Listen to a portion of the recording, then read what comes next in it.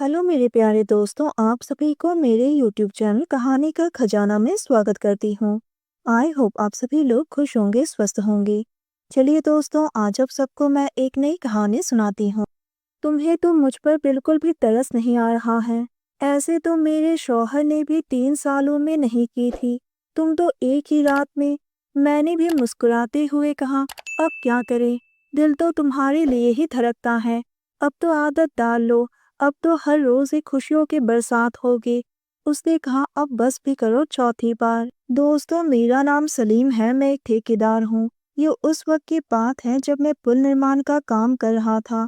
वहाँ पास के गांव में एक सुंदर सी लड़की सबा मुझे घूर घूर कर देखा करती थी। उसके अब्बू हमारे साइट पर ही मिस्त्री का काम करते थे और हमेशा मुझे अपने घर बुलाते थे।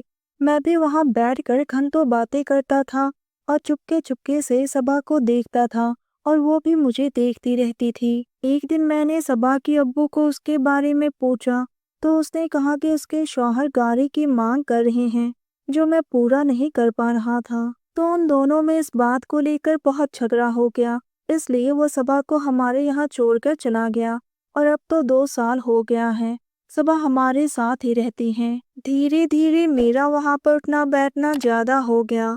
एक दिन मैंने मौका देकर सबा को अपना नंबर दे दिया और उसके बाद मैं उसके फोन का इंतजार करने लगा।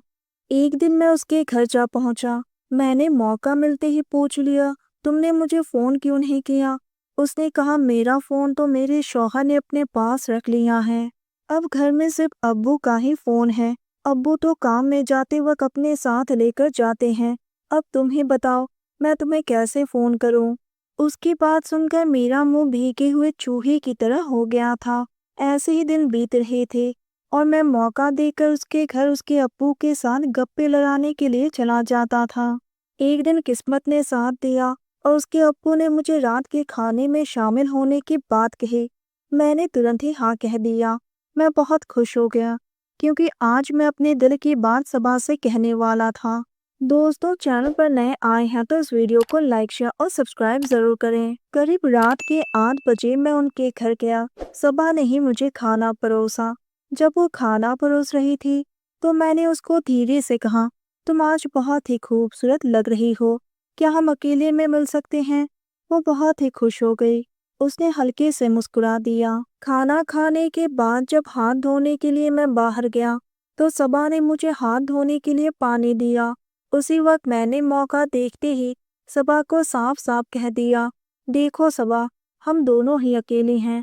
मैं इस अकेलेपन को दूर करना चाहता हूँ। सबा बोली, तुम लड़कों की तो यही आदत अच्छी नहीं है। मैंने बोला, देखो सबा, तुम भी शादीशुदा हो और मैं भी। तुम्हारे शौहर तुम्हें तुम्हारे मायके छोड़कर चला गया और मेरी बीबी मेरे साथ झगड़ा करके अपने मायके चली गई। सबा पूछने लगी, क्यों, तुम्हारी बीबी को क्या हो गया?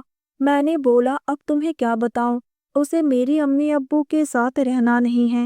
वो चाहती है कि मैं उसके साथ अलग से घर बनाकर रहूं। अब मुझसे ये हो नहीं पाएगा, इसलिए वो अपनी मांग को पूरी कराने के लिए अपने मायके में बैठी हुई हैं। यहाँ पर काम करते करते तुम मुझे अच्छी लगने लगी हो।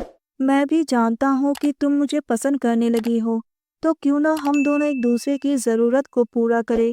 अगर हाँ है तो बोलो, वरना नहीं। वो बोली, तुम्हारे आगे शौहर की क्या औकात है, कर लेना अपनी ज़रूरत पूरी। सबा के अब्बू ने कहा, सलीम साहब, रात बहुत हो गई है, आज रात आप हमारे घर में ही रुक जाओ। मैंने भी कहा, ठीक है, अगर आप इतना कह रहे हैं तो आज रात के लिए मैं यहीं पर रुक जाता हूँ। खाना खाने की कुछ देर तक उसके अम्मी अब्बू से बात की। उसके बाद हॉल में रखे खटिया पर मुझे सोने को कहा। वो लोग भी अपने कमरे में सोने चले गए। सबा भी हॉल में सोती थी, ये बात मुझे पहले पता नहीं था। मैं सबा को देखकर बहुत खुश हो गया, जाकर उसके बगल में लेट गया और बिना आवाज किए ही एक दूसरे के होठ आपस में मिल गए। वो भी 2 सालों से अपने शौहर से अलग थी तो वो भी मेरा साथ देने लगी। उसके बाद हम दोनों एक दूसरे की ज़रूरत को इस कदर पूरा करने लगे कि वो सिसकते हुए बोली, सलीम, अब बस भी करो, और कितना। 3 सालों में तो मेरे शौहर ने भी मेरी इतनी ज़रूरत पूरी नहीं की जो तुमने एक ही रात में की। मैंने भी मुस्कुराते हुए कहा, अब क्या करे जाने मन, دل تو تمہارے لیے ہی دھڑکتا ہے۔ اب تو عادت ڈال لو، آج کے بعد سے تو ہر روز ایک خوشیوں کی برسات ہوگی۔ اس کے بعد تو میرا ان کے گھر آنا جانا اور بھی زیادہ ہونے لگا۔ ایک دن صبا کے ابو کام پر نہیں آئے تو میں ان کے گھر چلا گیا۔